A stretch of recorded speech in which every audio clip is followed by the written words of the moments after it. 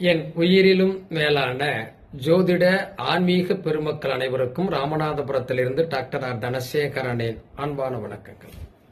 உலகெங்கும் இருந்து வள்ளியடி ஜோதிடம் யூடியூப்பை பார்த்து கொண்டிருக்கக்கூடிய என் இனிய தமிழஞ்சங்களே, உங்கள் அனைவருடைய இல்லங்களிலும் மகிழ்ச்சியும் சந்தோஷமும் பெருகட்டும், அன்பும் ஆனந்தமும் நிலைத்திருக்கட்டும்.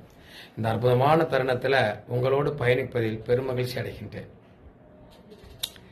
நிறைய இடத்துல கேட்போம், சமையல் அறையில இந்த இரண்டு பொருள்களும் இணைந்திருந்தால் சிறப்பு.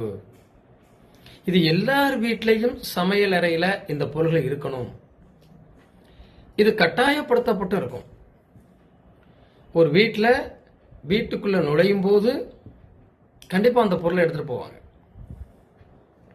ஒரு புதிய வீடு குடியேறுகிற போது அந்த வீட்டுக்கு போகிற உறவினர்கள் முதல்ல இந்த பொருளை வாங்கி கொண்டே கொடுப்பாங்க.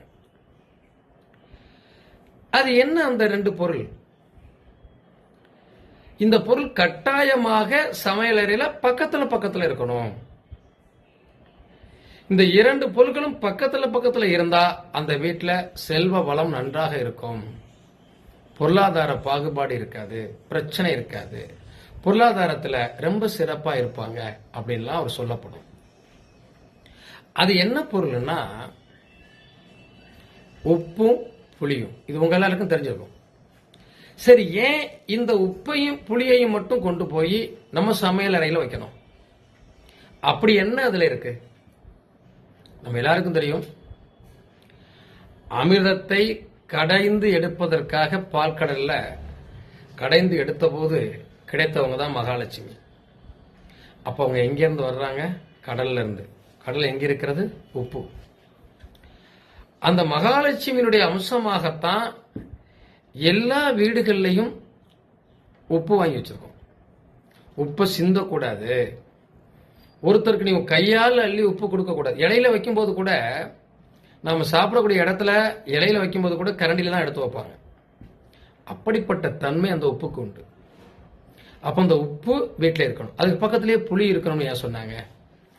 நீங்க இந்த புளிய மரம் தூங்காதுங்க, நைட்டு பகலா தூங்காது.